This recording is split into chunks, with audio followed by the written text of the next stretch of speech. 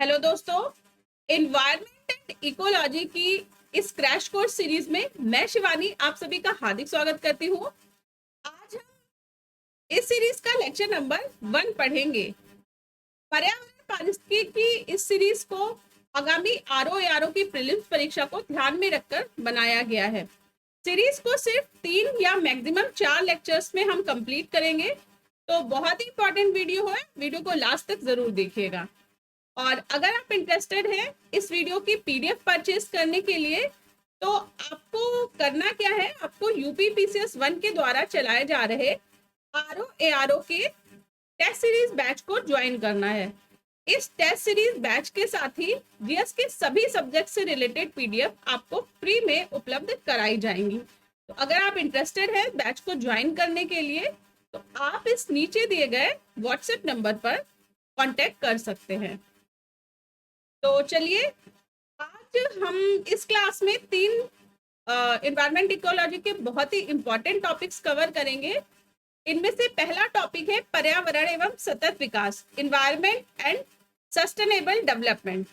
दूसरा टॉपिक जो हम कवर करेंगे वो है पारिस्थितिकी के बारे में, यानी कि इकोलॉजी के बारे में जितने भी इंपॉर्टेंट टॉपिक्स हैं वो हम सभी कवर करेंगे, जैसे कि फूड चेन हो गया, फूड वेव हो गया, एक्सेट्रा। ठीक है, पारिस्थितिकी के घटक क्या क्या होते हैं, तो ये सभी टॉपिक्स हम कवर करेंगे। और थर्ड जो हमारा आज का टॉपिक है वो है जैव विविधता, यानी कि बायोडाइवर्सिटी के बारे में भी हम आज के लेक्चर में पढ़ेंगे। तो बहुत ही इंपॉर्टेंट है, वीडियो को लास्ट तक देखिएगा और वीडियो को लाइक जरूर कर दें, और साथ ही जितने भी क्वेश्चंस पूछे जाएं उनके आंसर्स जरूर आप कमेंट किया करिए। तो चलिए, पहला टॉपिक हम शुरू करते हैं जो कि है पर्यावरण एवं सतत विकास। तो सबसे पहले हम डेफिनेशन देख लेते हैं कि पर्यावरण होता क्या है। तो देखिए, पर्यावरण शब्द 2 शब्दों से मिलकर बना है। इनमें से पहला शब्द है परि, पहला शब्द है परि और दूसरा शब्द है आवरण। ठीक है, तो परि और आवरण से मिलकर क्या शब्द बन गया, पर्यावरण बन गया। ठीक है, परि का मतलब चारों तरफ और आवरण का मतलब कवर। ठीक है, तो चारों तरफ का जो आवरण है पृथ्वी का, उसे क्या किस नाम से जाना जाता है, उसे पर्यावरण के नाम से जाना जाता है। तो पर्यावरण से अभिप्राय होता है पृथ्वी पर पाए जाने वाले भूमि, जल, वायु, पेड़ पौधे और जीव जंतुओं के समूह से। ठीक है, तो सभी मिलकर क्या बनाते हैं, पर्यावरण बनाते हैं। पर्यावरण के 2 घटक होते हैं, जैसे कि आप देख रहे होंगे, भूमि, जल, वायु, पेड़ पौधे, जीव जंतु। तो इसमें भी 2 टाइप के घटक हैं। एक तो है जैविक घटक, यानी कि जिनमें जीवन है, और दूसरे हैं अजैविक घटक जिनमें कि जीवन नहीं है। तो जैविक घटक में जैसे पेड़ पौधे हो गए, जीव जंतु हो गए, ये सभी क्या आ गए, ये सभी जैविक घटक में आ गए। और अजैविक घटक में जैसे कि भूमि, वायु, जल, ये सभी क्या आ गए, ये सभी अजैविक घटक में आते हैं। ठीक है, और ये जो जैविक और अजैविक घटक होते हैं पर्यावरण के, ये आपस में अंतर क्रिया करते हैं। ठीक है, ये आपस में क्या करते हैं, ये आपस में अंतर क्रिया करते हैं। हमारा जो भारत का, आप बोल दीजिए कि भारत में पर्यावरण से रिलेटेड जो अधिनियम आया था वह आया था 1986 में। इसको पर्यावरण संरक्षण अधिनियम 1986 के नाम से जाना जाता है। और इसमें जो पर्यावरण की, इस अधिनियम में जो पर्यावरण की डेफिनेशन दी गई है, उसके अनुसार पर्यावरण किसी जीव के चारों तरफ आच्छादित भौतिक एवं जैविक दशाओं और उनके साथ अंतर क्रिया को सम्मिलित करता है। ठीक है, तो ये डेफिनेशन कहां पर दी गई है पर्यावरण की, पर्यावरण संरक्षण अधिनियम 1986 में, एनवायरमेंट प्रोटेक्शन एक्ट 1986 के अंतर्गत। ठीक है, चलिए नेक्स्ट हम देख लेते हैं कि पर्यावरण का वर्गीकरण किस तरह से किया जाता है। तो पहला होता है पर्यावरण का वर्गीकरण कई तरह से किया जा सकता है। तो अगर भौतिक, पहला इसमें से टाइप है भौतिक पर्यावरण, यानी कि फिजिकल एनवायरनमेंट। तो फिजिकल एनवायरनमेंट में क्या क्या आ जाएगा, जैसे जलवायु, मृदा, भू आकृतियां, जलाशय, चट्टाने, खनिज। भौतिक का मतलब जो हमें दिखाई दे रहा है, ठीक है। तो उसके अकॉर्डिंग हम इतनी तरह से पर्यावरण को डिवाइड कर सकते हैं। नेक्स्ट, सांस्कृतिक पर्यावरण, ये भी एक पर्यावरण का टाइप है। इसके अंतर्गत, सांस्कृतिक पर्यावरण के अंतर्गत मानव निर्मित गतिविधियां आ जाती हैं, जैसे कि विभिन्न तरह की आर्थिक, सामाजिक या राजनीतिक गतिविधियां इसमें सम्मिलित होती हैं। तीसरा, हम पर्यावरण को डिवाइड कर सकते हैं जैविकीय में, ठीक है, जैविकीय पर्यावरण के रूप में। तो जैविकीय पर्यावरण में आ जाएंगी वनस्पतियां, जीव जंतु और सूक्ष्म जीव, माइक्रोब्स, ठीक है। तो इस तरह से हम जैविकीय पर्यावरण में डिवाइड कर सकते हैं पर्यावरण को। नेक्स्ट हम देख लेते हैं सतत विकास क्या होता है, यानी कि सस्टेनेबल डेवलपमेंट। सस्टेनेबल डेवलपमेंट ऐसा टॉपिक है जिसमें हर साल डेफिनेट रूप से एक या एक से ज्यादा क्वेश्चन भी यूपी उत्तर प्रदेश लोक सेवा आयोग की किसी भी परीक्षा में पूछे ही जाते हैं। अगर उत्तर प्रदेश लोक सेवा आयोग की कोई भी परीक्षा कंडक्ट हो रही है और उसमें पर्यावरण सब्जेक्ट आता है, तो सतत विकास एक ऐसा टॉपिक है जिससे क्वेश्चन आएगा ही आएगा, चाहे वो एसडीजी गोल्स के बारे में हो या उसकी डेफिनेशन के बारे में हो या करंट अफेयर से रिलेटेड अगर कोई टॉपिक है तो उसके बारे में हो, ठीक है। पर ये टॉपिक बहुत ही हाई वेटेज रखता है एनवायरमेंट इकोलॉजी सब्जेक्ट के लिए। तो हम देख लेते हैं कि ये जो सतत विकास की अवधारणा है ये आई कहाँ से। तो 1987 में एक रिपोर्ट प्रकाशित हुई थी जिसका नाम था अवर कॉमन फ्यूचर, ठीक है। ये रिपोर्ट प्रकाशित की गई थी world commission on environment and development के द्वारा, और इसमें सतत विकास के बारे में पहली बार बात की गई थी। इस रिपोर्ट में कहा गया था कि सतत विकास ऐसा विकास है जिसमें भावी पीढ़ी की आवश्यकताओं को पूरी किया जा सके, ठीक है। ऐसा विकास जो कि भावी पीढ़ियों की आवश्यकताओं को पूरी करता हो और वर्तमान की जरूरतों को भी जिससे इम्पैक्ट ना हो, ठीक है। इसका मतलब है कि वर्तमान में हम इस तरह की उपभोग करें, इस तरह का कंजम्पशन करें जिससे आने वाली पीढ़ी को किसी प्रकार की समस्या का सामना ना करना पड़े। जैसे कि एग्जाम्पल है कि हम वर्तमान पीढ़ी जो है वो बहुत अधिक मात्रा में पोल्यूशन क्रिएट कर रही है, पर आज तो हमारा काम चल रहा है पोल्यूशन से, मतलब वो विद इन अ लिमिट है, लोगों को बहुत ज्यादा दिक्कत नहीं हो रही है। पर अगर ये प्रदूषण बढ़ता गया तो नेक्स्ट जनरेशन में क्या होगा, नेक्स्ट जनरेशन में जो बच्चे हैं वही सफर करने लगेंगे कई तरह की नई बीमारियों से। जैसे कि प्लास्टिक पोल्यूशन है, तो प्लास्टिक पोल्यूशन क्या होता है कि फूड चेन में प्लास्टिक का प्रवेश होता है प्लास्टिक पोल्यूशन से, और उसके द्वारा फिर तरह तरह की बीमारियां उत्पन्न होती हैं, ठीक है। तो एक तरह का ये पोल्यूशन हो गया। फिर वायु प्रदूषण, जैसे कि एयर पोल्यूशन हो गया, इससे जो लंग्स की बीमारियां हैं, ठीक है, लंग रिलेटेड इन्फेक्शंस है वो क्रिएट होते हैं। इस तरह से ऐसा विकास करो जो आने वाली पीढ़ी को प्रभावित ना करता हो। इस तरह के विकास को क्या कहा जाता है, सतत विकास, सस्टेनेबल डेवलपमेंट।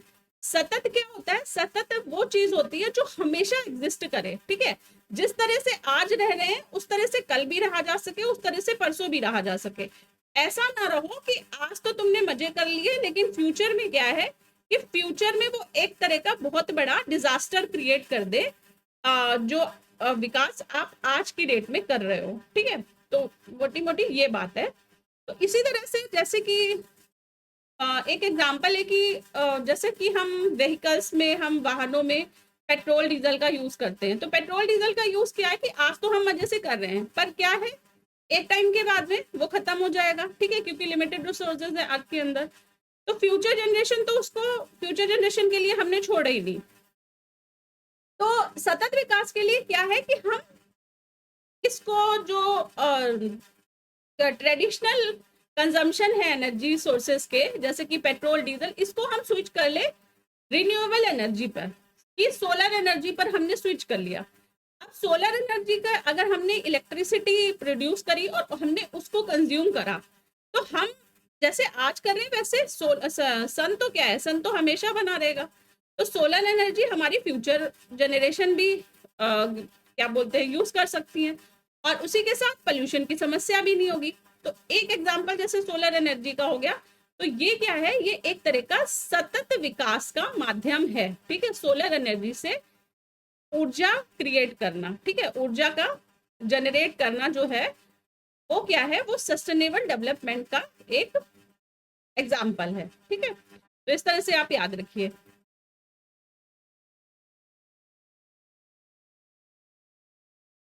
नेक्स्ट है कुछ अन्य रिपोर्ट्स आई थी सतत विकास से रिलेटेड, तो इनके बारे में भी क्वेश्चन पूछे जाते हैं, मैच द फॉलोइंग में भी पूछे जाते हैं, और रिपोर्ट के वर्ष के बारे में भी क्वेश्चन पूछे जाते हैं। ठीक है, तो इनमें से कुछ प्रमुख रिपोर्ट है। पहली है the limit to growth report, ये प्रकाशित की गई थी 1972 ईस्वी में।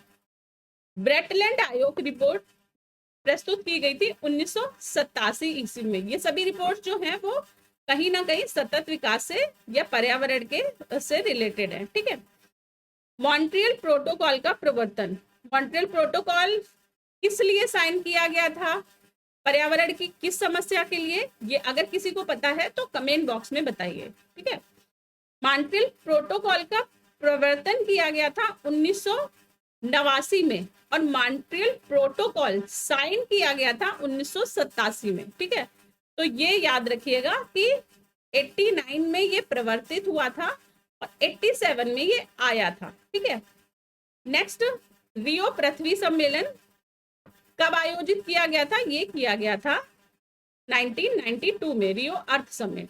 ठीक है, पृथ्वी सम्मेलन में भी जो प्रथम पृथ्वी सम्मेलन था 1992 का, इसमें से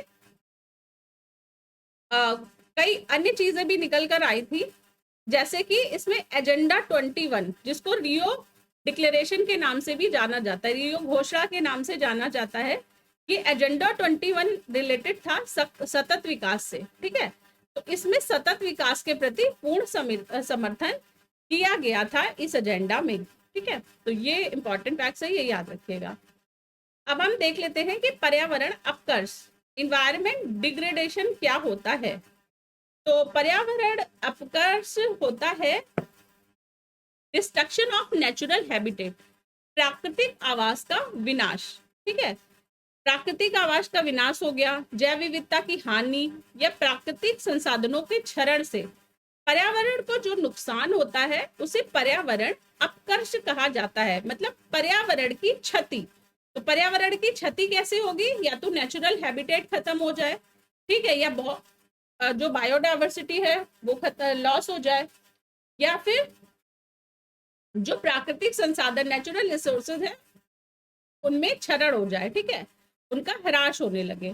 तो इसे क्या कहते हैं, पर्यावरण का अपकर्ष कहते हैं। मतलब कि पर्यावरण के लिए कोई भी नेगेटिव चीज जो पर्यावरण को नेगेटिवली इफेक्ट कर रही है उसे क्या कहेंगे, पर्यावरण अपकर्ष कहेंगे। ठीक है, इस घटना को। नेक्स्ट, पर्यावरणीय निम्नीकरण। पर्यावरणीय निम्नीकरण क्या होता है, तो पर्यावरणीय निम्नीकरण होता है कि मानवीय कलापों से विपरीत पर्यावरणीय परिवर्तन व पारिस्थितिकी असंतुलन, और ये सभी पर्यावरण अपकर्ष को अभिव्यक्त करते हैं। ठीक है, तो ये दोनों ही चीजें इंपॉर्टेंट है, याद रखिएगा। नेक्स्ट हम इंपॉर्टेंट वोकेबुलरी, महत्वपूर्ण शब्दावली देख लेते हैं। इसमें आता है, पहला टर्म है धारणीय कृषि, सस्टेनेबल एग्रीकल्चर। सस्टेनेबल एग्रीकल्चर क्या होता है कि पर्यावरण को अक्षुण्ण रखते हुए, मतलब कि पर्यावरण जिस कंडीशन में है उसको उसी कंडीशन में मेंटेन करते हुए भूमि का इस प्रकार उपयोग करें कि उसकी गुणवत्ता लंबी समय तक बनी रहे। ठीक है, कैसे करेंगे ये, जैसे कि जो बायो फर्टिलाइजर होती है, बायो फर्टिलाइजर का यूज करें, ना कि केमिकल फर्टिलाइजर का, क्योंकि केमिकल फर्टिलाइजर से तुरंत के तुरंत तो कृषि बहुत अच्छी होती है, लेकिन अगर आप कंटिन्यूअसली उसको अपने खेतों में यूज करते रहेंगे तो फिर मिट्टी की जो क्वालिटी होती है वो धीरे धीरे डिग्रेड होने लगती है। बजाय इसके अगर आप बायो फर्टिलाइजर का यूज करते हैं, जो कि जैसे पशुओं के वेस्ट मटेरियल से बनी होती है, ह्यूमन या पशुओं के वेस्ट मटेरियल से, तो अगर आप इस खाद को यूज करेंगे तो फिर वो नेचुरल खाद है। ठीक है, तो नेचुरल खाद से क्या है, जो मिट्टी है, मिट्टी का एनरिचमेंट होता रहेगा। ठीक है, और वो जब डिग्रेड होगी वो खाद, तो वो मिट्टी में ही मिल जाएगी और उसकी उपजाऊपन को बढ़ाएगी। ठीक है, तो वो लॉन्ग टर्म में सस्टेन करेगी। तो इस तरह से धारणीय कृषि की अवधारणा यही है कि उसकी जो लैंड है, ऐसी कृषि करिए कि उसकी लैंड की गुणवत्ता लंबे समय तक बनी रहे। नेक्स्ट हम देख लेते हैं पर्यावरण संरक्षण अधिनियम। क्या है पर्यावरण संरक्षण अधिनियम? तो भारत सरकार द्वारा यह 1986 में पारित हुआ था। और क्यों पारित हुआ था? पर्यावरण के परिरक्षण एवं संरक्षण हेतु। नेक्स्ट, स्टॉकहोम सम्मेलन। क्या था स्टॉकहोम सम्मेलन? तो स्टॉकहोम स्वीडन का एक सिटी है। तो स्टॉकहोम में 1972 में मानव पर्यावरण पर संयुक्त राष्ट्र का सम्मेलन आयोजित किया गया था। और इस सम्मेलन में पर्यावरण को एक प्रमुख मुद्दे के रूप में संबोधित किया गया था। इससे पहले पर्यावरण के बारे में आप बोल लीजिए स्ट्रक्चर्ड वे में बातें नहीं होती थी। ठीक है, लेकिन ये ऐसा पहला सम्मेलन था 1972 का जिसमें पर्यावरण के मुद्दे को उठाया गया था। ठीक है, सिस्टमैटिकली पर्यावरण की समस्या को संबोधित किया गया था। ठीक है, तो इसलिए बहुत इंपॉर्टेंट हो जाता है ये। नेक्स्ट देख लेते हैं कि इको मार्क क्या होता है। तो इको मार्क एक तरह का प्रमाण पत्र होता है और यह उन भारतीय उत्पादों को जारी किया जाता है जो कि पर्यावरण के प्रति मैत्रीपूर्ण होते हैं। ठीक है, पर्यावरण के लिए सुरक्षित है और इको फ्रेंडली प्रोडक्ट आप बोल दीजिए। तो जैसे आप हर्बल प्रोडक्ट देखते होंगे, ठीक है, तो हर्बल प्रोडक्ट्स जो क्या होते हैं वो इको मार्क का उनको सर्टिफिकेट मिला हुआ रहता है। ठीक है, next, silent spring. Silent spring एक पुस्तक है जो कि पर्यावरण विज्ञान से संबंधित पुस्तक है। और साइलेंट स्प्रिंग की लेखिका जो थी वो रेचल कार्सन थी। ठीक है, और यह पुस्तक 1962 में प्रकाशित हुई थी। तो साइलेंट स्प्रिंग से क्या मतलब है? साइलेंट का मतलब शांत और स्प्रिंग का मतलब झरना। तो इन्होंने अपनी पुस्तक में लिखा था कि पर्यावरण की समस्या से रिलेटेड एक्चुअली इन्होंने डीडीटी, जो कीटनाशक की समस्या होती है, कीटनाशक का प्रयोग होता है मनुष्य द्वारा, उससे जैव विविधता का किस तरह से ह्रास होता है, उससे कीटों की संख्या पर, कीटों की या चिड़ियों की संख्या पर किस तरह से नेगेटिव इफेक्ट पड़ता है, उसको अपनी इस पुस्तक में दर्शाया था। तो साइलेंट स्प्रिंग से मतलब था कि एक झरना जो कि कभी चिड़ियों की चहचहाट से गूंजा करता था, वो डीडीटी के प्रयोग के कारण अब शांत हो गया है। ठीक है, इसलिए इन्होंने पुस्तक का नाम रखा था साइलेंट स्प्रिंग। नेक्स्ट देख लेते हैं हरित विकास यानी कि ग्रीन डेवलपमेंट। तो क्या होता है ग्रीन डेवलपमेंट? ऐसा डेवलपमेंट जो कि पर्यावरण की समस्याओं के प्रति अपनी एक तरह से एम्पैथी शो करे। ठीक है, ऐसा डेवलपमेंट जो कि पर्यावरण को नुकसान ना पहुंचाए। ठीक है, तो उस डेवलपमेंट को क्या बोलेंगे? ग्रीन डेवलपमेंट बोलेंगे। ग्रीन डेवलपमेंट पुस्तक लिखी गई थी WM एडम्स लेखक के द्वारा। ठीक है, तो एक पुस्तक हो गई साइलेंट स्प्रिंग, इसकी लेखिका थी रेचल कार्सन, और दूसरी पुस्तक ग्रीन डेवलपमेंट, इसके लेखक WM एडम्स। ठीक है, अब हम देख लेते हैं ग्रीन वॉश क्या होता है। तो ग्रीन वॉश ऐसी स्थिति होती है जहां एक संगठन अपनी पर्यावरणीय प्रथाओं या किसी उत्पाद या सेवा के पर्यावरणीय लाभों के बारे में लोगों को गुमराह करना चाहता है। ठीक है, पर्यावरण के संबंध में झूठा वादा करना क्या कहलाता है? Green wash. जैसे कि मान लीजिए कि कोई प्रोडक्ट बनाने वाली कंपनी है, ठीक है, वो अपने प्रोडक्ट को हर्बल प्रोडक्ट करके बेच रही है, पर उसमें हर्बल प्रोडक्ट की जो रिक्वायरमेंट है वो पूरी नहीं की जा सकती। जैसे एग्जांपल लेते हैं कि एक फेस वॉश बनाने वाली कंपनी है, उस फेस वॉश बनाने के लिए उस पर लिखा है कि हर्बल फेस वॉश है ये, पर उसमें वो सभी तरह के कॉस्मेटिक्स का यूज कर रहा है, वो केमिकल्स का यूज करके उस फेस वॉश को बना रहा है, पर वो उसकी मार्केटिंग किस तरह से कर रहा है, हर्बल ग्रीन प्रोडक्ट की तरह उसकी मार्केटिंग कर रहा है। तो ये जो कंडीशन होती है इसे ग्रीन वॉश के नाम से जाना जाता है। ठीक है, कि झूठे वादे करना, पर्यावरण लाभों के प्रति जनता से झूठे वादे करके उनको गुमराह करना। क्लियर? चलिए नेक्स्ट टॉपिक हम देख लेते हैं। तो ये हमने सस्टेनेबल डेवलपमेंट के बारे में जो भी इंपॉर्टेंट फैक्ट है वो कवर कर लिए। नेक्स्ट टॉपिक है पारिस्थितिकी एवं पारितंत्र, इकोलॉजी। ठीक है, तो पारिस्थितिकी क्या होती है? पारिस्थितिकी शब्द का सबसे पहले परिभाषित किया था इस शब्द को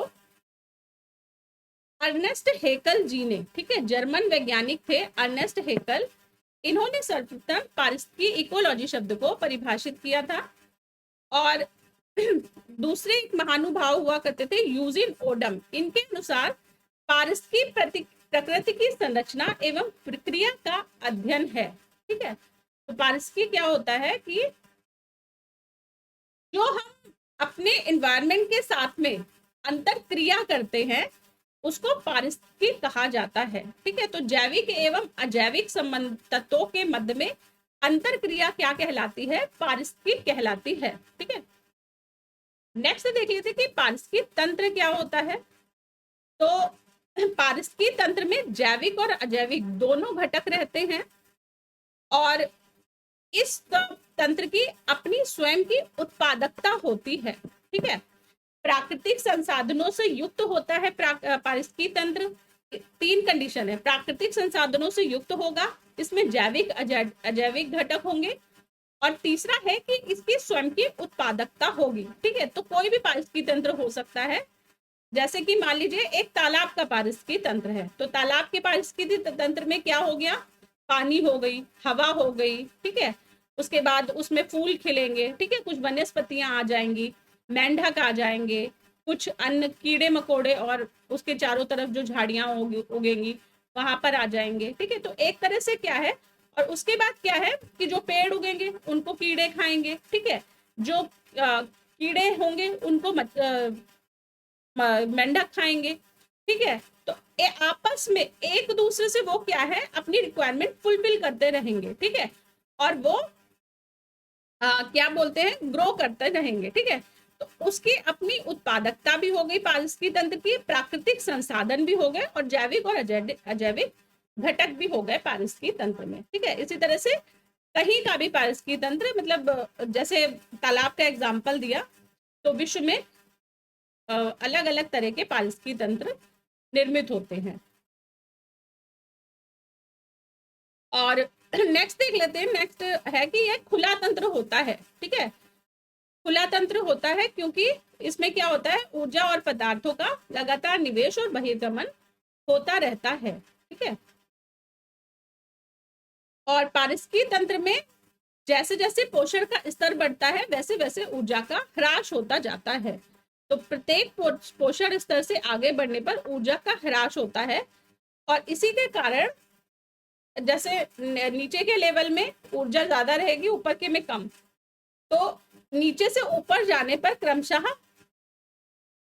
उपभोक्ताओं की संख्या कम होती चली जाएगी। ठीक है, इसीलिए क्या होता है कि उत्पादकों की संख्या उपभोक्ताओं से अधिक होती है। ठीक है, क्योंकि खाने वाले कम रहेंगे और बनाने वाले ऑब्वियसली ज्यादा रहेंगे।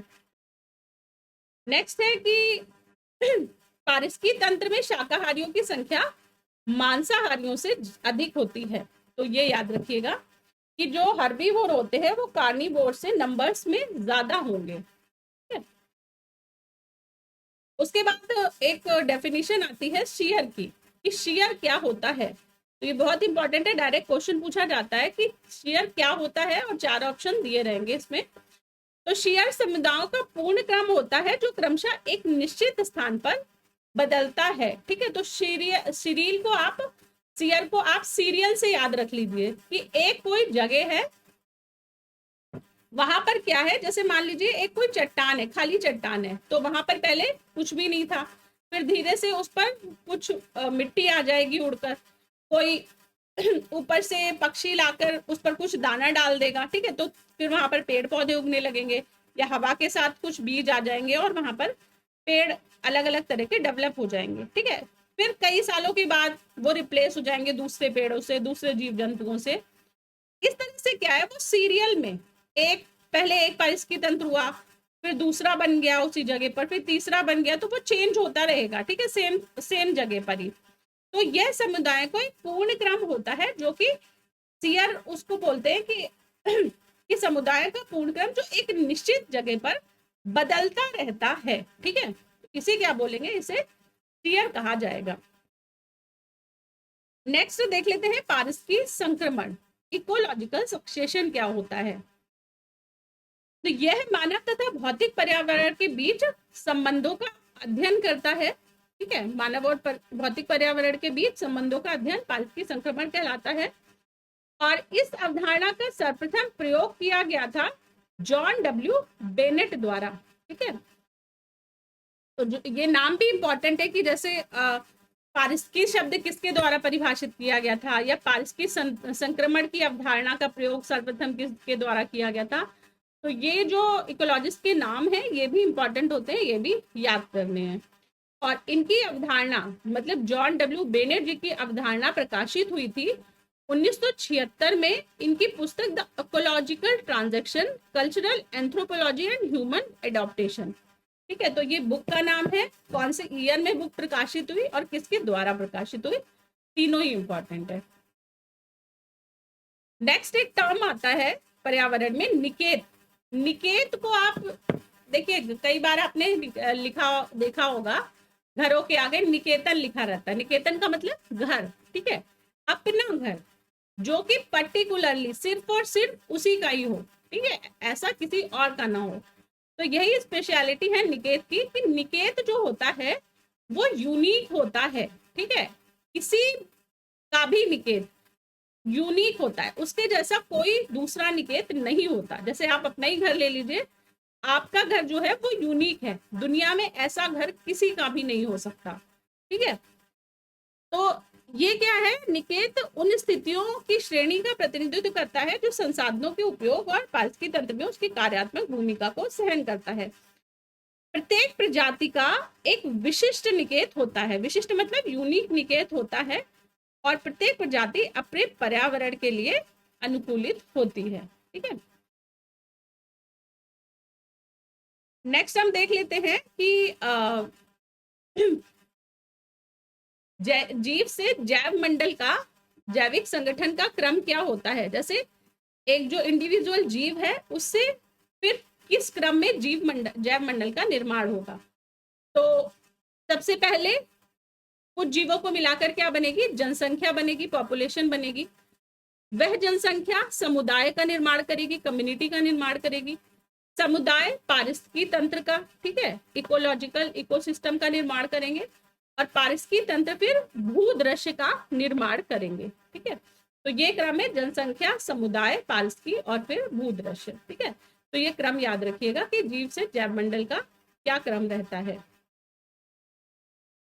और जनसंख्या की डेफिनेशन है कि एक ही जाति के जीवधारियों की संख्या को जनसंख्या कहा जाता है, ठीक है। तो जनसंख्या में एक ही जाति के जीवधारी होते हैं, जैसे मनुष्यों की होती है ना जनसंख्या काउंट, तो उसमें क्या होते हैं, सारे ह्यूमन होते हैं। या पशुधन की गणना की जाती है तो उसमें बैलों की संख्या, गायों की संख्या अलग अलग, एक ही जाति के जीवधारियों की संख्या को जनसंख्या कहा जाता है, ठीक है। और दो या दो से अधिक अगर जातियां मिल जाती हैं तो फिर वो समुदाय का निर्माण कर लेती हैं, ठीक है। तो दो या दो से अधिक जातियों की जनसंख्या समुदाय का निर्माण करती हैं, और कई समुदाय मिलकर पारिस्थितिक तंत्र का निर्माण करते हैं, ठीक है। और एक निश्चित भू क्षेत्र या भूदृश्य में एक या उससे अधिक पारिस्थितिक तंत्र पाए जा सकते हैं, ठीक है। ये कुछ इंपॉर्टेंट चीजें हैं, इनको नोट्स बनाकर याद कर लीजिए। नेक्स्ट देख लेते हैं कि जैविक अनुक्रमण की प्रावस्थाओं का सही क्रम क्या है। मोस्ट इंपॉर्टेंट, ठीक है, बहुत ज्यादा इंपॉर्टेंट है ये क्रम। बिल्कुल इसको इसी ऑर्डर में याद कर लीजिएगा। इसका मतलब है कि जैसे कि एक जगह है जहां पर कुछ भी नहीं है, बिल्कुल नील है, ठीक है, कुछ भी नहीं है, उसमें अगर जैविक कोई पारिस्थितिकी तंत्र या आप बोल लीजिए कि पारिस्थितिकी तंत्र ही बोल लीजिए कि पारिस्थितिकी तंत्र का अगर निर्माण होता है तो वो किस क्रम में होगा, ठीक है। तो ये जो अवस्थाओं का क्रम है ये बहुत इंपॉर्टेंट है। तो फर्स्ट है न्यूडेशन, नग्नीकरण। इसका मतलब है कि वहां पर अभी कुछ नहीं है, जीरो, ठीक है, जीरो क्या बोलते हैं, जैविक घटक है, ठीक है, कोई जीव जंतु नहीं, कोई पेड़ पौधा नहीं। उसके बाद क्या होगा, प्रवास, माइग्रेशन, मतलब कहीं से कोई जीव उड़कर आ जाएगा, रहने लगेगा, या मान लीजिए कोई बीज वहां पर गिर गया और उसने अपना पेड़ उगाना शुरू कर दिया, ठीक है। तो माइग्रेशन, दूसरी जगह से आया और वहां पर रहने लगा, ठीक है। तो ये सेकेंड स्टेप हो गया माइग्रेशन का। नेक्स्ट आस्थापन। आस्थापन का मतलब अब उसने अपनी जड़ें जमा ली वहां पे। पेड़ है तो पेड़ और डेवलप होने लगा और बड़ा होने लगा। जीव जंतु फर्टाइल होने लगे और अपने नंबर्स बढ़ाने लगे, ठीक है। तो वो आस्थापन हो गया, एसेसिस। नेक्स्ट प्रतिक्रिया। प्रतिक्रिया का मतलब कोई विदेशी प्रजाति आ गई, ठीक है, फिर अब दोनों में क्लैश होने लगा, ठीक है। तो वहां पर क्या है कि रिएक्शन जनरेशन होने लगेगा। और लास्ट में है स्थिरीकरण। स्थिरीकरण का मतलब फिर एक प्रतिक्रिया के बाद में स्टेबलाइजेशन की स्टेज आएगी कि अब पक्का पता चल गया कि उस जगह पर कौन सी वनस्पति प्रचुर मात्रा में उगेगी, ठीक है। तो एक जाति दूसरी को सप्रेस करेगी, चाहे वो जीव जंतु हो चाहे वनस्पति।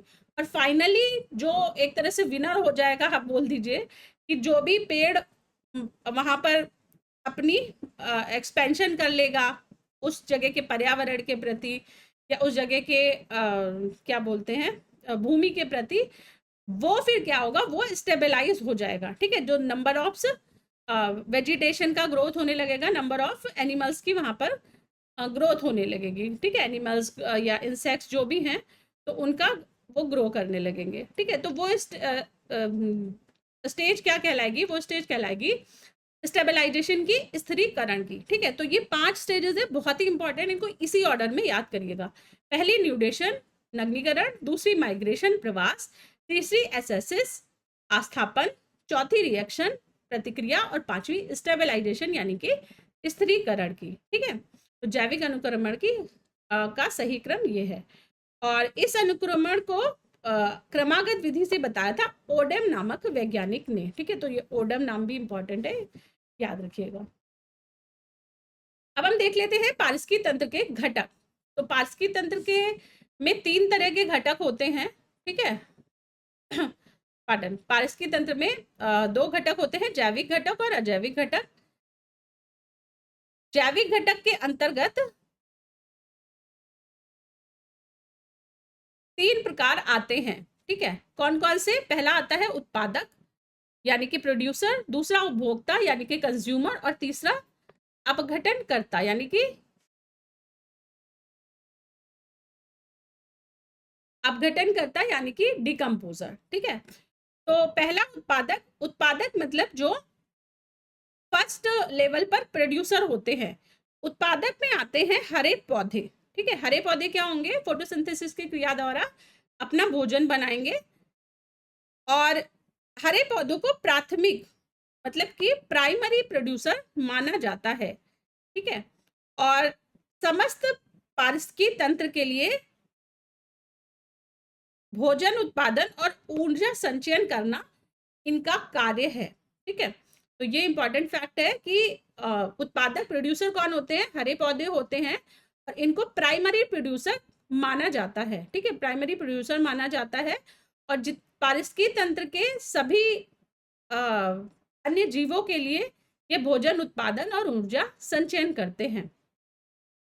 नेक्स्ट आते हैं उपभोक्ता। उपभोक्ता क्या है, जो अपने भोजन के लिए उत्पादकों पर निर्भर रहते हैं, ठीक है। तो उपभोक्ता मतलब कंज्यूमर हो गया, तो कंज्यूम करेंगे, तो ये अपना भोजन प्राथमिक उत्पादकों और अन्य जीवधारियों को खाकर प्राप्त करते हैं, ठीक है। तो या तो अपने भोजन के लिए ये पेड़ पौधों पर डिपेंडेंट रहेंगे या दूसरे जानवरों पर ये डिपेंडेंट रहेंगे। और हरे पौधे को प्राथमिक उत्पादक बोला जाता है और परपोषी उपभोक्ता जंतुओं को द्वितीयक उत्पादक बोला जाता है। ठीक है, तो ये याद रखिएगा। नेक्स्ट आते हैं अपघटनकर्ता। अपघटनकर्ता मतलब डिकम्पोजर। तो इनका काम होता है मरे हुए जीवों को अपघटन करना, डिग्रेड करना और उसे वापस से नेचर में मिला देना। ठीक है, तो ये ऐसे जीवीय घटक होते हैं जो उत्पादक तथा उपभोक्ताओं की मृत्यु के पश्चात उनके शरीर का अपघटन करते हैं और इनसे जो भी साधारण पदार्थ निर्मित होते हैं उनसे अपना भोजन और ऊर्जा प्राप्त करते हैं। ठीक है, तो ये हो गए अपघटन करता। तो ये हमने पारिस्थितिकी तंत्र के जीवीय घटक के अंदर 3 चीजें देख ली, एक तो उत्पादक, उपभोक्ता और अपघटन करता। नेक्स्ट अजैविक घटक देख लेते हैं। तो अजैविक घटक के अंदर अजैविक जिसमें जीवन नहीं है, तो जीवन नहीं है तो इसके अंतर्गत निर्जीव वातावरण आते हैं। ठीक है, इसके भी 3 घटक होते हैं। पहला अकार्बनिक घटक जो कि कार्बन से रहित होता है, दूसरा कार्बनिक जिसमें कार्बन होता है और तीसरा भौतिक यानी कि फिजिकल फैक्टर। ठीक है, अकार्बनिक में क्या आएगा? अकार्बनिक में मिट्टी हो गया, पानी हो गया, जल हो गया। ठीक है, विभिन्न प्रकार के लवण, लवण मतलब सॉल्ट्स, और ammonia, nitrogen, carbon dioxide, sulphur, hydrogen, phosphorus आदि आते हैं। ठीक है, जो कि कार्बन से कार्बन के अलावा जो भी घटक है। ठीक है, नेक्स्ट कार्बनिक घटक, तो जिसमें कार्बन रहेगा, कार्बनिक घटक हो गए। तो इसके अंतर्गत जैसे सभी पेड़ आ गए, जीव जंतु आ गए, तो मृत पौधे जंतुओं के कार्बनिक यौगिक जैसे प्रोटीन, कार्बोहाइड्रेट, वसा। ठीक है, और इसके अलावा मृत पौधों और जंतुओं के अपघटन के पश्चात यूरिया या ह्यूमस। ठीक है, तो ये भी किसके अंतर्गत आते हैं? ये कार्बनिक घटकों के अंतर्गत आते हैं। नेक्स्ट आते हैं भौतिक घटक। भौतिक घटक के अंतर्गत आते हैं जलवायु कारक। ठीक है, जो क्लाइमेटिक फैक्टर्स होते हैं वो आएंगे, जैसे कि लाइट, टेम्परेचर, प्रकाश, ताप, हवा यानी कि एयर आदि। ठीक है, तो ये हो गए भौतिक घटक। तो ये हमने देख लिया पारिस्थितिकी के 2 तरह के घटक, जैविक और अजैविक घटक। नेक्स्ट हम देख लेते हैं पारिस्थितिकी तंत्र में खाद्य श्रृंखला, फूड चेन इन इकोसिस्टम।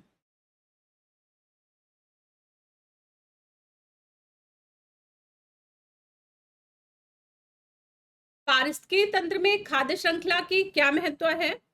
तो खाद्य श्रृंखला क्या होता है? ये विभिन्न प्रकार के जीवधारियों का ऐसा क्रम होता है जिसमें पारिस्थितिकी तंत्र में ऊर्जा का प्रवाह होता है। ठीक है, और जीवों द्वारा खाद्य ऊर्जा का प्रवाह एक ही दिशा में होता है। ठीक है, और ऊर्जा का 10% भाग एक पोषण स्तर से अगले पोषण स्तर में स्थानांतरित होता है। ठीक है, तो देखिए क्या होता है ये फूड चेन। जैसे कि अभी हमने देखा कि इस तरह से एक फूड पिरामिड होता है। ठीक है, इसमें क्या आएगा? इसमें ये आएगा लेवल 1। ठीक है, लेवल 1 में आ जाएंगे हरे पेड़ पौधे। ठीक है, उसे क्या बोलेंगे? हरे पेड़ पौधों को बोलेंगे उत्पादक। ठीक है, उत्पादक आ गए हरे पेड़ पौधे। ठीक है, ये हो गया लेवल 1। लेवल 2 आ गया। अब हरे पेड़ पौधों को कौन खाएगा? हरे पेड़ पौधों को खाएंगे जो हर्बीवोर होंगे। ठीक है, तो शाकाहारी जीव जंतु। ठीक है, तो ये शाकाहारी जीव जंतु हो गए। शाकाहारी जीव जंतु आ जाएंगे सेकंड पे। ठीक है, तो ये क्या हो गए? ये प्राइमरी कंज्यूमर हो गए शाकाहारी जीव जंतु। ठीक है, तो ये उपभोक्ता हो गए। कौन से उपभोक्ता? प्राथमिक उपभोक्ता हो गए। ठीक है, अब इन शाकाहारियों को खाएंगे मांसाहारी। ठीक है, तो ये मांसाहारी हो गए। ठीक है, मांसाहारी आ गए नेक्स्ट थर्ड पे। ठीक है, तो ये बन गए, ये अब हो गए द्वितीयक उपभोक्ता।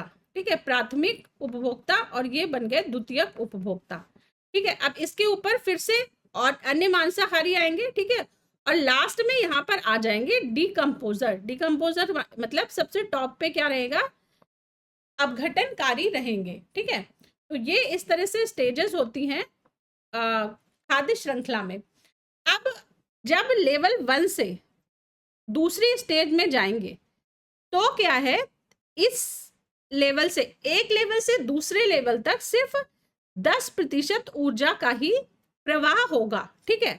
उसके बाद सेकंड से थर्ड में जाने पर जितनी सेकंड में 10% बची होगी उसमें फिर और ज्यादा, मतलब सेकंड लेवल की अपेक्षा 10% का प्रवाह, उसके बाद फिर से 10%। आप देख रहे होंगे कि ये यूनिडायरेक्शनल है, ठीक है। ऊर्जा का प्रवाह जो है वो एक दिशीय प्रवाह है, नीचे से ऊपर की ओर, ठीक है। तो क्या है कि एक तो 10% ऊर्जा ही एक पोषक स्तर से दूसरे पोषक स्तर में जाती है, ठीक है। ये वाला पॉइंट हो गया कि ऊर्जा का 10% भाग ही एक पोषण स्तर से अगले पोषण स्तर में स्थानांतरित होता है, और खाद्य ऊर्जा का प्रवाह एक दिशा में होता है, ठीक है, यूनिडायरेक्शनल होता है, ये याद रखिएगा। अब हम पोषक स्तर देख लेते हैं। तो पारिस्थितिकी तंत्र की आहार श्रृंखला में सामान्यतः 3 से 4 पोषण स्तर होते हैं। पोषण स्तर 1 में स्वपोषित जीव जैसे कि प्राथमिक उपभोक्ता होते हैं, स्वपोषित जीव जैसे हरे पेड़ पौधे हो गए, ठीक है, फाइटोप्लैंक्टन हो गए आदि। सेकंड नंबर पे होते हैं प्राथमिक उपभोक्ता जैसे कि मनुष्य हो गया, ठीक है। तो मनुष्य क्या है, पेड़ पौधे भी, मतलब शाकाहारी भी है और मांसाहारी भी, ओमनिवोर है, ठीक है। तो ये पोषण 2 में आ गए। थर्ड में द्वितीय उपभोक्ता आ गए, ठीक है। तो अभी हमने देखा था ना कि मांसाहारी जो है वो थर्ड में आ गए। और चौथे में आ गए सर्वाहारी, ठीक है, सर्वाहारी तृतीयक उपभोक्ता, ठीक है।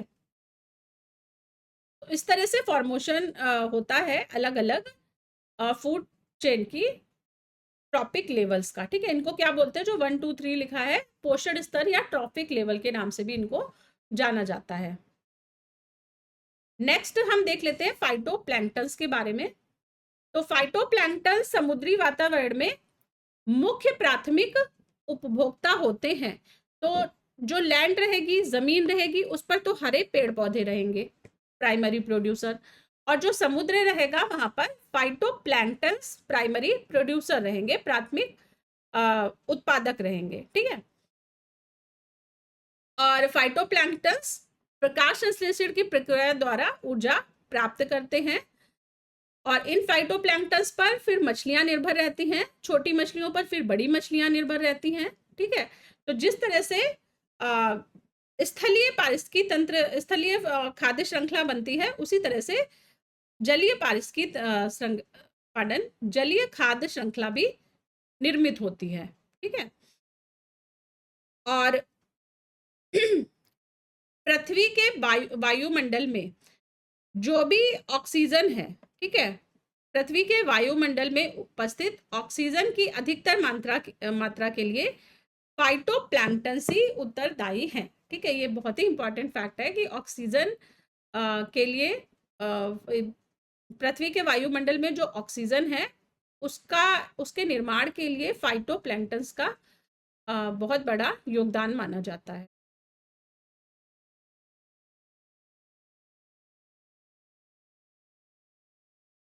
नेक्स्ट कुछ इंपॉर्टेंट पॉइंट्स हैं वो देख लेते हैं कि उत्पादक जो हैं, उत्पादक क्या होते हैं, वह जैविक तथा अजैविक संगठकों के मध्य में बिचौलिए का कार्य करते हैं, ठीक है।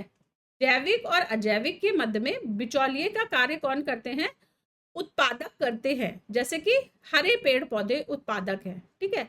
तो वो क्या करेंगे, वो सनलाइट लेंगे, मिट्टी के न्यूट्रिएंट्स लेंगे, पानी लेंगे, और वो अपने से ऊपर श्रृंखला के जैविक घटकों के लिए भोजन का निर्माण करेंगे, ठीक है। तो अजैविक से उन्होंने न्यूट्रिएंट्स लिया, लाइट ली, एयर लिया, और उसको जैविक को फिर मतलब भोजन बनाकर उसको जैविक को सप्लाई कर दिया, इस तरह से बोल दीजिए। तो ये एक तरह से क्या हो गए, मीडिएटर हो गए जैविक और अजैविक घटकों के बीच में। नेक्स्ट पॉइंट है, एक और ये अपना भोजन प्रकाश संश्लेषण से प्राप्त करते हैं, वह मृदा से खनिज व पोषक तत्व प्राप्त करते हैं। वहीं दूसरी ओर ये स्वयं उपभोक्ताओं के लिए प्रत्यक्ष अप्रत्यक्ष रूप से भोजन के स्रोत के रूप में विद्यमान होते हैं। ठीक है, तो ये हमने देख लिए दोनों पॉइंट्स। नेक्स्ट हम देख लेते हैं खाद्य जाल, फूड वेव। फूड वेव क्या होती है?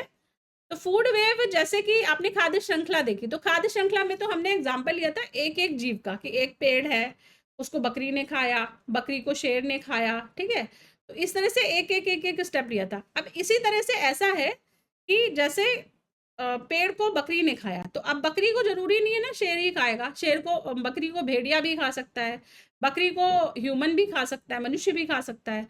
इस तरह से क्या है कि फिर मल्टी डायरेक्शनल में एक चीज के उपभोक्ता बनने शुरू हो जाते हैं। ठीक है, तो जब मल्टी डायरेक्शनल में शुरू हो जाएगा तो वो एक चेन की जगह एक वेव जैसा फॉर्म कर लेगी, जो श्रृंखला है। ठीक है, तो कई तरह की श्रृंखलाएं आपस में जुड़ जाती हैं खाद्य जाल बनाने के लिए। ठीक है, तो इस तरह से आप याद रखिएगा।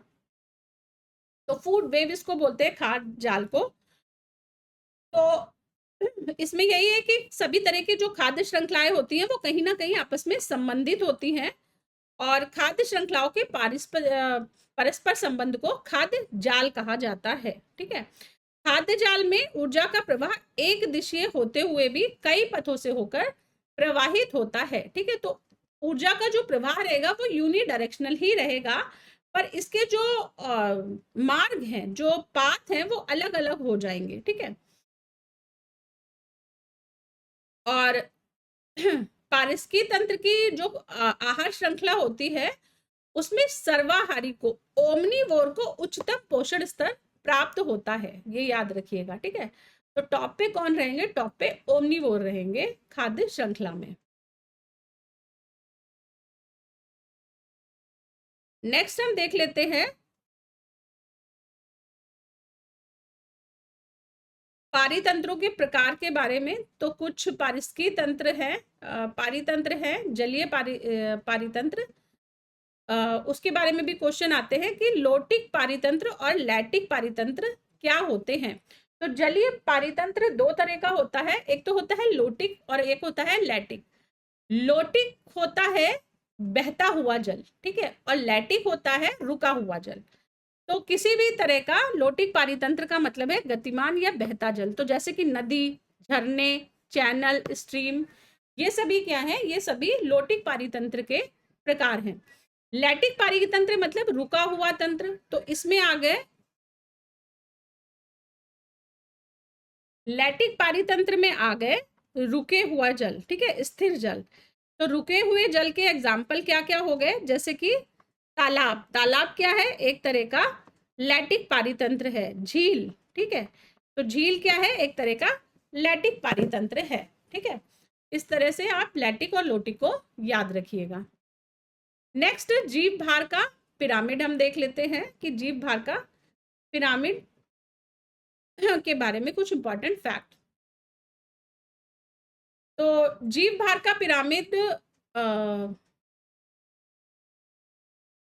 जीव भार का पिरामिड मतलब जैसे कि हमने जो फूड श्रृंखला में लेवल्स देखे थे, तो लेवल्स पर हम अगर वेट को कैलकुलेट करें हर एक लेवल में जीवों के, उसे क्या बन जाए? वो बन जाएगा जीव भार का पिरामिड। ठीक है, तो पारिस्की तंत्र के विभिन्न स्तरों के प्रति इकाई क्षेत्र में उपस्थित जीव भार के रेखीय निरूपण को जीव भार का पिरामिड कहते हैं। ठीक है, और स्थलीय पारितंत्र में जीव भार का पिरामिड सीधा होता है। ठीक है, यानी कि जो नीचे के लेवल पर है वो जीव भार ज्यादा होगा एनिमल्स का, और ऊपर के लेवल पर बढ़ने पर फिर जीव भार कम होता चला जाएगा। तो ये पिरामिड क्या है? सीधा पिरामिड बनेगा। ठीक है, जलीय पारितंत्र में यह पिरामिड उल्टा हो जाता है, ये बहुत इंपॉर्टेंट फैक्ट है। तो जो स्थलीय पारितंत्र है उसमें तो इस तरह का पिरामिड बनेगा सीधा, और जलीय पारिस्की तंत्र में जीव भार का पिरामिड बनेगा उल्टा। ठीक है, तो ये लैंड हो गया और ये वाटर हो गया। किसका? Pyramid of biomass. ठीक है, जीव भार का पिरामिड। ठीक है, तो ये याद रखिएगा कि लैंड में सीधा और पानी में उल्टा। नेक्स्ट देख लेते हैं कि पारितंत्र की को अगर उत्पादकता के क्रम में रखा जाए तो किस तरह से उत्पादकता के क्रम में पारितंत्र आएंगे, तो विभिन्न प्रकार के पारितंत्र जैसे मैंग्रोव, घास स्थल, झील और महासागर। तो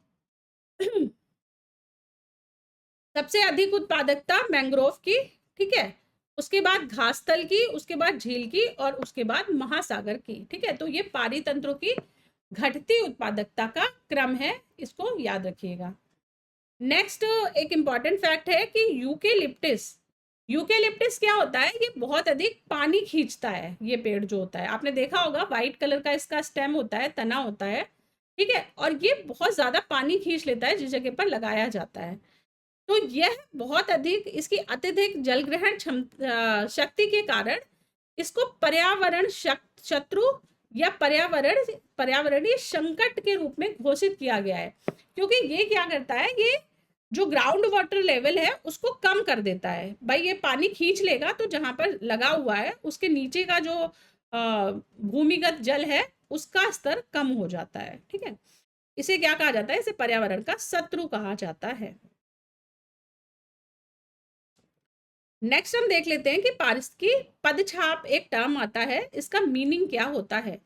तो पारिस्थितिकी पदछाप मतलब इकोलॉजिकल फुटप्रिंट। तो फुटप्रिंट क्या होते हैं, जैसे कि जैसे आपने अगर पैरों में कुछ लगा लिया और फिर आप चलते हैं तो क्या होता है कि उसकी पद की छाप वो बनाते हुए मतलब चलते हैं आप, ठीक है। इसी तरह से पारिस्थितिक पदछाप का मतलब होता है कि पारिस्थितिक घटकों की वह आवश्यक मात्रा जो मनुष्य को उसकी जीवन शैली को सुचारू रूप से चलाने के लिए आवश्यक होती है, वह पारिस्थितिक पदछाप कहलाती है। और इसके अंतर्गत मनुष्य द्वारा कार्बन उत्सर्जन का मापन किया जाता है, कि मनुष्य जो क्रिएट कर रहा है उसका मापन कर रहा, ठीक है। तो कार्बन उत्सर्जन का मापन पारिस्थितिक पदछाप के अंतर्गत किया जाता है और इसकी माप की इकाई है भूमंडलीय हेक्टेयर, ठीक है। तो पर हेक्टेयर पारिस्थितिक पदछाप का मापन किया जाता है। अब कुछ टर्म्स हैं, इनके बारे में हम देख लेते हैं। तो एक टर्म आता है गहन पारिस्थितिकी। गहन पारिस्थितिकी शब्द अर्नीज नेश ने प्रयोग किया था सर्वप्रथम। कब किया था ये, 1973 में, ठीक है। तो गहन पारिस्थितिकी शब्द का प्रयोग अर्नीस्ट नेश द्वारा 1973 में किया गया था सर्वप्रथम। नेक्स्ट आता है टर्म मोनोक्लाइमेक्स, ठीक है। मोनोक्लाइमेक्स मतलब एकल चरम सिद्धांत। इसका प्रतिपादन किया था एफ ई क्लैमेक्स ने, ठीक है। तो क्लाइमेक्स क्लैमेक्स इसे याद रख लीजिएगा।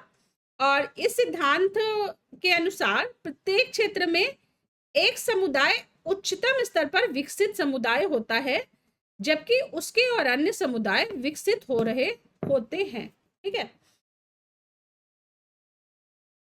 तो ये डेफिनेशन है मोनोक्लाइमेक्स की, ये भी याद रख लीजिए।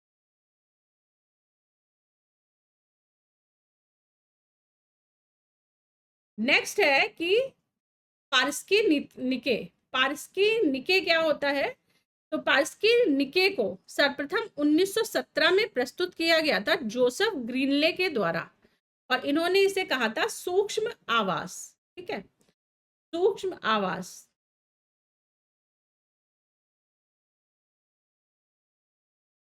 चलिए अब कुछ इंपॉर्टेंट और फैक्ट्स हैं नोट्स में, ये देख लेते हैं। तो चिपको आंदोलन में पेड़ों की कटाई रोकने के लिए नारा दिया गया था, पारिस्थितिकी स्थायी मितव्ययिता है, ठीक है। पारिस्थितिकी स्थायी मितव्ययिता है, यह नारा संबंधित है चिपको आंदोलन से, पेड़ों की कटाई को रोकने के लिए। और चिपको आंदोलन शुरू किया गया था उत्तराखंड में 1970 के दशक में, ठीक है। अब आप ये बताइए कि चिपको आंदोलन से संबंधित एक बहुत ही फेमस पर्यावरणविद रही हैं, उनका नाम क्या था चिपको आंदोलन से संबंधित। दो लोग थे एक्चुअली, एक तो देवी थी कोई, ठीक है, तो वो कमेंट बॉक्स में आप आंसर करिए। चलिए नेक्स्ट हम टॉपिक देख लेते हैं जैव विविधता, ठीक है। तो आज का तीसरा टॉपिक है जैव विविधता यानी कि बायोडाइवर्सिटी।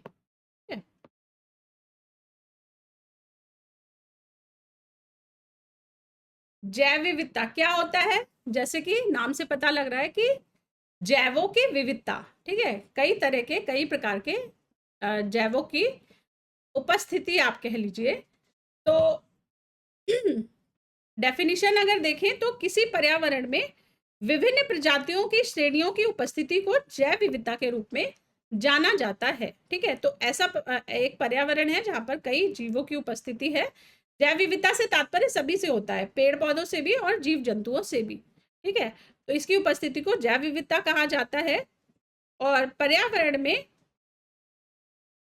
जातियां कई समुदायों में संगठित रहती हैं और ये समुदाय पारितंत्र में पाए जाते हैं। अब जैव विविधता का मापन 3 तरह से किया जाता है।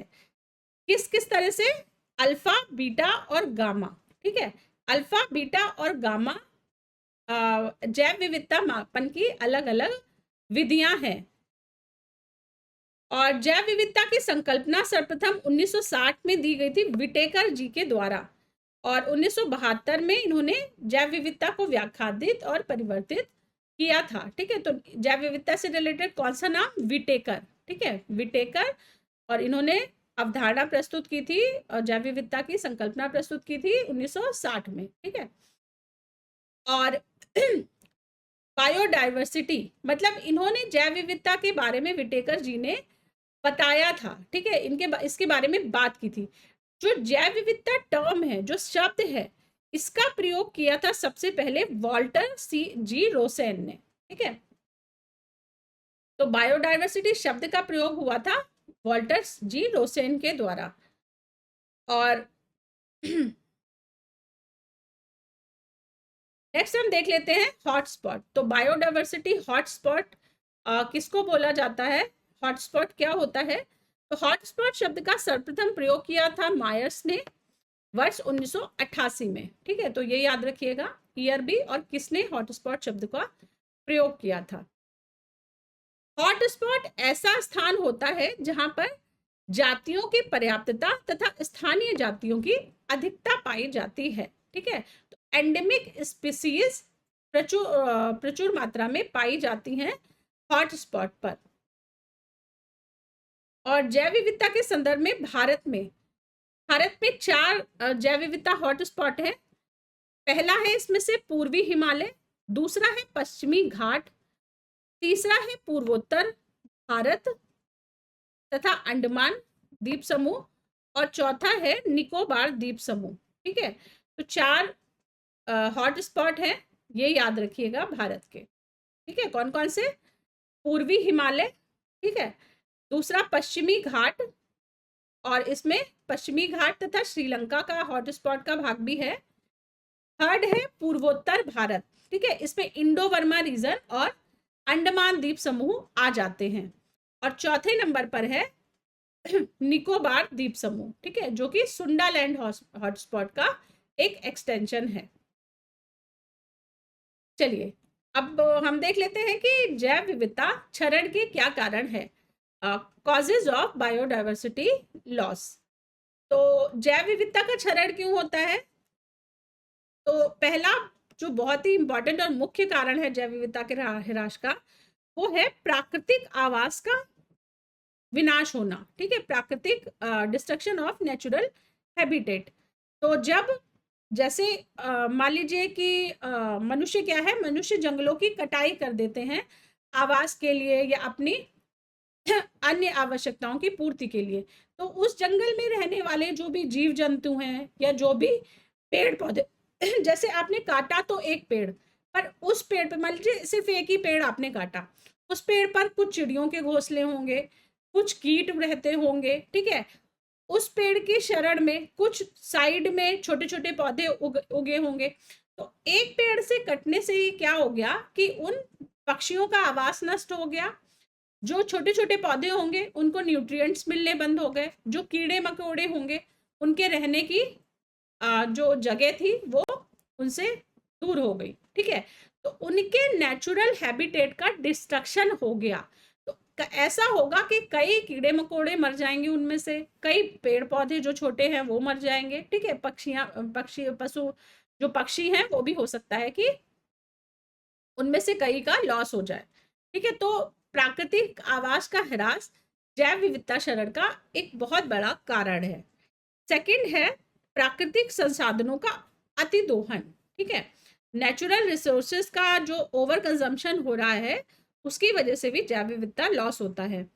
तीसरा है इन्वेसिव स्पेसीज का आ जाना, विदेशी प्रजातियों का आक्रमण।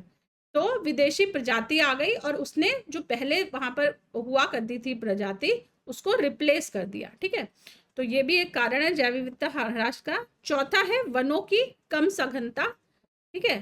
पांचवा औद्योगिकरण, इंडस्ट्रियलाइजेशन। उसके बाद छठवां है अवैज्ञानिक तरीके से खनन, ठीक है, तो जो माइनिंग है उसकी वजह से भी बायोडाइवर्सिटी लॉस होता है। और सातवां है अवैध शिकार और तस्करी, ठीक है, तो स्मगलिंग और जो हंटिंग होती है इलीगल हंटिंग, उसकी वजह से भी जैव विविधता का ह्रास होता है। तो ये इंपॉर्टेंट कुछ फैक्टर्स हैं बायोडाइवर्सिटी लॉस के, इसको भी याद रखिएगा। नेक्स्ट नोट कुछ हैं वो देख लेते हैं। तो पहला है कि भूमध्य रेखा से ध्रुवों की ओर जाने पर जैव विविधता घटती है, ठीक है। एक चीज याद रखिएगा कि ठंड में जैव विविधता कम होगी और गर्मी में जैव विविधता ज्यादा होगी, ठीक है, ये फंडा याद कर लीजिए। तो जैसे भूमध्य रेखा है, भूमध्य रेखा पर क्या है, गर्मी भी पड़ती है और बारिश भी पड़ती है, ठीक है। और जैसे जैसे आप दोनों ही भूमध्य रेखा से आप ऊपर की साइड जाएंगे नॉर्थ पोल की तरफ तो टेम्परेचर कम होता चला जाता है। इसी तरह से भूमध्य रेखा से दक्षिण की तरफ जाएंगे तो टेम्परेचर कम होता चला जाता है। तो गर्मी से ठंड की ओर जाने पर बायोडाइवर्सिटी कम होती जाएगी। तो भूमध्य रेखा से ध्रुवों की ओर जो है वो कम होती जाएगी, ठीक है। और सबसे विशालतम जैव विविधता पाई जाती है अमेजन के वर्षा वनों में, ठीक है, तो ये याद रखिए।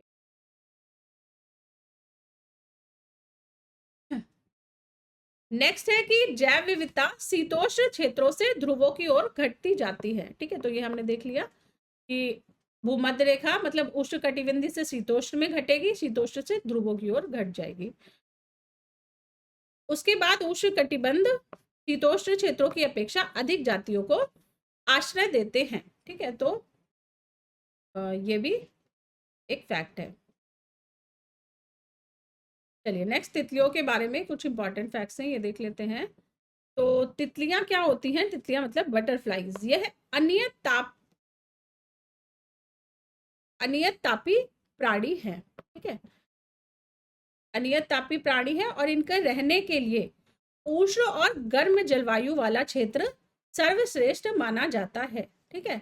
इसका मतलब है ये ठंड में सरवाइव नहीं कर पाती हैं और इसी कारण से उष्णकटिबंधीय देशों में सबसे अधिक प्रजाति पाई जाती है तितलियों की, ठीक है।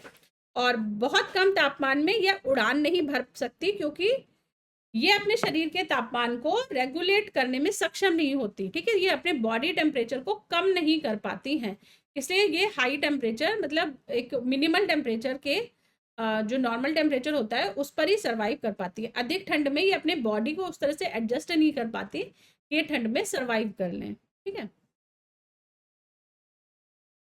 नेक्स्ट है कि भारतीय राष्ट्रीय जैविक विविधता प्राधिकरण की स्थापना 2003 में चेन्नई तमिलनाडु में की गई थी, ठीक है, तो ये एक इम्पॉर्टेंट फैक्ट है प्राधिकरण के बारे में जो कि जैव विविधता से रिलेटेड है। नेक्स्ट सर्वाधिक जैव विविधता कहां पर पाई जाती है, तो उष्णकटिबंधीय वर्षा वनों में सर्वाधिक जैव विविधता पाई जाती है और भूमध्य रेखा के 10 डिग्री उत्तरी और 10 डिग्री दक्षिण अक्षांशों के मध्य सर्वाधिक जैव विविधता पाई जाती है, ये चीज याद रखिएगा, ठीक है। और क्यों पाई जाती है, क्योंकि यहाँ पर वर्ष भर उच्च तापमान बना रहता है जिसके कारण जीव जंतु या पेड़ पौधों की वृद्धि और विकास के लिए अनुकूलतम दशाएं उपलब्ध हो जाती हैं। नेक्स्ट है पारिस्थितिकी तंत्र की जैव विविधता के लिए उत्तरदायी कारण क्या क्या होते हैं। तो एक तो पारिस्थितिकी तंत्र की उत्पादकता, ठीक है, सेकंड है मध्य व्यवधान, थर्ड है पारिस्थितिकी तंत्र की आयु, ठीक है, तो ये कुछ इंपॉर्टेंट कारक है पारिस्थितिकी तंत्र की जैव विविधता के लिए, कि एक तो उत्पादकता हाई होनी चाहिए जिससे कि सभी को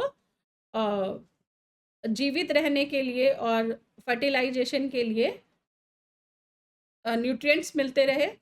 दूसरा मध्य व्यवधान है, ठीक है। तीसरा है पारिस्थितिकी तंत्र की आयु, तो जैसे जैसे आयु बढ़ेगी वैसे वैसे स्टेबलाइजेशन बढ़ता जाएगा। नेक्स्ट जैव विविधता संरक्षण हम देख लेते हैं। तो जैव विविधता संरक्षण किस तरह से किया जाता है, तो अभी हम जो पढ़ रहे हैं कि बायोडाइवर्सिटी लॉस के बारे में, ठीक है। तो बायोडाइवर्सिटी लॉस को रोकने के लिए क्या है, बायोडाइवर्सिटी का कंजर्वेशन करना पड़ेगा। बायोडाइवर्सिटी के ह्रास को रोकने के लिए क्या करना पड़ेगा, संरक्षण करना पड़ेगा, ठीक है। तो संरक्षण की दो तरह की विधियां होती हैं। एक तो होती है इन सीटू, कि जो प्रजाति जहां पर है उसको वहीं पे संरक्षित कर दो। दूसरी होती है एक्स सीटू। एक्स सीटू मतलब बाह्य स्थाने और इन सीटू मतलब स्व स्थाने। तो स्व का मतलब अपना, ठीक है, जहां पर है वहीं संरक्षित। एक्स सीटू बाह्य स्थाने, तो दूसरी जगह पर लाकर उसको संरक्षित कर दो, ठीक है। इन सीटू के जैसे एग्जाम्पल हैं नेशनल पार्क हो गए, वन्य जीव अभ्यारण्य, वाइल्ड लाइफ सेंचुरीज हो गई, पवित्र उपवन सैकर्ड क्या बोलते हैं, गार्डन बोलते हैं, ग्रूम्स, मुझे याद नहीं आ रहा, देख लीजिएगा, पवित्र उपवन, ठीक है। और जैव मंडलीय रिजर्व, ठीक है, बायोस्फीयर रिजर्व जो है वो क्या होते हैं, इन सीटू कंजर्वेशन के मेथड्स हैं, ठीक है। नेक्स्ट एक्स सीटू बाह्य स्थानीय संरक्षण। बाह्य स्थानीय संरक्षण के एग्जाम्पल हैं जीन बैंक, ठीक है, जीन बैंक में जीन्स को प्रिजर्व किया जाता है। बीज बैंक्स, बीज बैंक्स मतलब जो सीड्स होते हैं, प्लांट्स के सीड्स हैं, इनका कंजर्वेशन किया जाता है। ऊतक संवर्धन केंद्र, ठीक है। तो ये सभी क्या है, ये एक्स सीटू कंजर्वेशन के उदाहरण है। नेक्स्ट हम देख लेते हैं बायोडाइवर्सिटी लॉस में प्रवाल विरंजन। प्रवाल विरंजन क्या होता है, इसको इंग्लिश में बोलते हैं कोरल ब्लीचिंग। कोरल ब्लीचिंग मतलब कि जो समुद्रों में जो प्रवाल रहती हैं उनका विरंजन हो जाना, ठीक है। प्रजाल देखिए, आपने फोटो देखे होंगे जब भी समुद्र के, महासागरों के, तो उसमें बहुत ही कलरफुल सा एक स्ट्रक्चर आपको दिखाई देता है, ठीक है। वो स्ट्रक्चर क्या कहलाता है, वो स्ट्रक्चर कहलाता है शैवाल, प्रवाल, ठीक है। उस प्रवाल को कुछ दशाओं में, जैसे टेम्परेचर अगर पानी का बढ़ जाए या सेडिमेंटेशन हो जाए, मतलब मिट्टी आ जाए बहुत ज्यादा उस जगह पर, तो कुछ कारणों से क्या होता है, वो कलरफुल जो प्रवाल होती है वो वाइट कलर में कन्वर्ट हो जाती है, ठीक है। तो इस घटना को कहा जाता है प्रवाल विरंजन की घटना। तो प्रवाल विरंजन के कारण क्या क्या होते हैं, ये इंपॉर्टेंट है एग्जाम के लिए। तो पहला कारण होता है प्रवाल विरंजन का समुद्री तापमान व अम्लता में वृद्धि, एसिडिटी, एसिडिक कंडीशन और सी टेम्परेचर में अगर राइज हो जाए तो प्रवाल विरंजन की घटना होती है। सेकंड बहुत बड़ा जो फैक्टर है वो है वैश्विक उष्णन, यानी कि ग्लोबल वार्मिंग। तो ग्लोबल वार्मिंग से ऑटोमेटिकली वो महासागरों पर भी प्रभाव डालेगा और वाटर टेम्परेचर राइज हो जाएगा, ठीक है। थर्ड है, इससे सहजीवी शैवाल का मोचन व प्रवालों की मृत्यु दोनों घटित होते हैं, ठीक है। तो ये कारण है प्रवाल विरंजन के, इनको आप याद रखिए।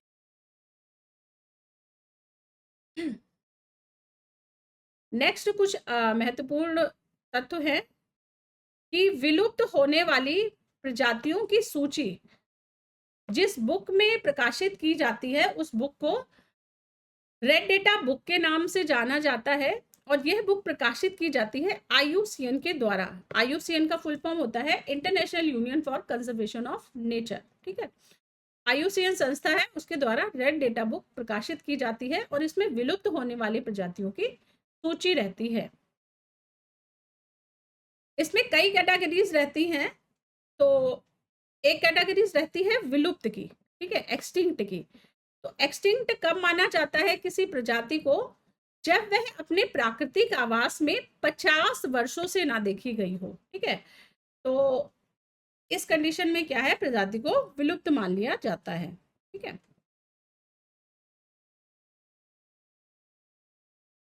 नेक्स्ट एक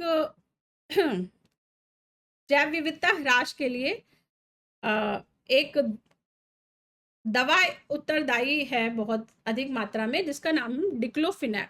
ठीक है, डिक्लोफिनैक क्या है, ये एक दर्द निवारक दवा आती है। ठीक है, और इसका उपयोग पशुओं को पशुओं के इलाज के लिए किया जाता है।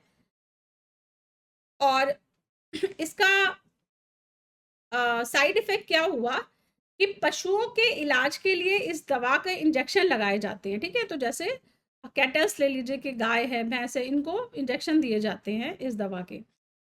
तो इस दवा से के इंजेक्शन के बाद मान लीजिए कोई पशु मर गया और उस पशु को गिद्ध ने खा लिया, तो गिद्ध की किडनी फेल हो जाती है। ठीक है, डिक्लोफिनैक से गिद्ध की किडनी फेल हो जाएगी और गिद्ध मर जाता है। ठीक है, तो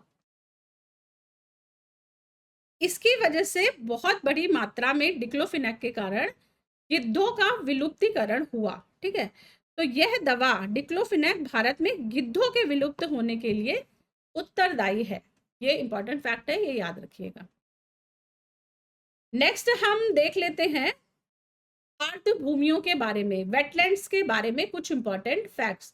तो वेटलैंड क्या होती है, वेटलैंड का मतलब इंग्लिश में बोलेंगे तो क्या होगा, गीली जमीन। ठीक है, तो आर्द्र भूमि है ना हिंदी में, शुद्ध हिंदी में आर्द्र भूमि जिसे बोलेंगे। तो आर्द्र भूमियां क्या होती हैं, आर्द्र भूमि क्षेत्र जलीय तथा शुष्क स्थलीय पारिस्थितिकी तंत्र के बीच का क्षेत्र होता है। ठीक है, और आर्द्र भूमिय क्षेत्र क्या होते हैं, यह प्रकृति में पानी सोखने और छानने के विशाल स्पंज है। ठीक है, तो अगर जैसे वनों को पृथ्वी का लंग्स कहा जाता है, तो आर्द्र भूमियों को पृथ्वी की किडनी कहा जाता है। तो किडनी का काम क्या होता है, किडनी का काम होता है फिल्टर करना। ठीक है, किडनी बॉडी में क्या काम करती है, फिल्टर करने का काम करती है पानी को। सेम वही काम आर्द्र भूमियां पृथ्वी के लिए करती हैं। यह गंदे जल को फिल्टर करती हैं और भू जो ग्राउंड वाटर है वहां तक साफ जल को पहुंचाती हैं। ठीक है, तो ये क्या है, ये प्रकृति में पानी को सोखने और छानने के एक तरह से विशाल स्पंज की तरह काम करती हैं। ठीक है, तो बाढ़ के दौरान नम भूमियां क्या करती हैं, पानी में मौजूद तलछट और पोषक तत्वों को अपने में समा लेती हैं और सीधे नदी में जाने से रोकती हैं। ठीक है, अब आर्द्र भूमियों देखिए पहले आपने देखा होगा जो कि पहले बहुत अधिक मात्रा में तालाब, मतलब एक जनरल बात बता रही हूँ कि पहले बहुत अधिक मात्रा में जब हम छोटे थे तो बहुत सारे तालाब हमें देखने को मिलते थे। ठीक है, कई सारे की वेटलैंड्स देखने को मिलती थी, झीलें थी, नेचुरल जो झीलें थी। पर धीरे धीरे क्या है कि मानव अपने उपयोग के लिए उनका भराव करता जा रहा है। ठीक है, जैसे आपने सिटी में देखा होगा कि बहुत बड़ा तालाब हुआ करता था, पर वर्तमान में क्या है कि वहां पर भराव के बाद एक कोई बहुत ऊंची बिल्डिंग का निर्माण हो चुका है। ठीक है, तो आर्द्र भूमियां जैसे, तो ये तो कुछ जनरल एग्जांपल है जो हम डे टू डे लाइफ में ऑब्जर्व करते हैं। इसी तरह से पूरे विश्व में चल रहा है कि आर्द्र भूमियों को अपने उपयोग के लिए दिन पे दिन काटते जा रहे हैं लोग। ठीक है, तो क्या हुआ कि दिन पे दिन आर्द्र भूमियां कम होती चली जा रही हैं। तो एक तरह से बात जैसे पर्यावरण के संरक्षण की बात हुई, उसी क्रम में आर्द्र भूमियों के संरक्षण की बात भी होने लगी। ठीक है, तो आर्द्र भूमियों के संरक्षण के लिए विश्व स्तर पर एक कन्वेंशन का आयोजन किया गया था, जिसको कहा जाता है रामसर कन्वेंशन के नाम से जाना जाता है। रामसर क्या है, रामसर ईरान में एक सिटी का नाम है। ठीक है, रामसर कन्वेंशन संबंधित है वेटलैंड कंजर्वेशन से, आर्द्र भूमियों के संरक्षण से। ठीक है, और इसमें इंपॉर्टेंट जो चीज है याद रखने वाली, इसकी डेट की कब हुई थी। तो रामसर कन्वेंशन 2 फरवरी 1971 को हस्ताक्षरित हुई थी और 21 दिसंबर 1975 को ये प्रभावी हुई थी। तो दोनों ही डेट इंपॉर्टेंट है, याद रखिएगा। और एक और बहुत इंपॉर्टेंट फैक्ट है कि विश्व आर्द्रभूमि दिवस कब मनाया जाता है, तो यह मनाया जाता है 2 फरवरी को। 2 फरवरी वही डेट है जिस दिन साइन हुआ था रामसर कन्वेंशन, ठीक है। 2 फरवरी 1971 को कन्वेंशन पर हस्ताक्षर हुए थे ना, इसी 2 फरवरी को विश्व आर्द्रभूमि दिवस के नाम से मनाया जाता है, वर्ल्ड वेटलैंड डे के नाम से इसको मनाया जाता है।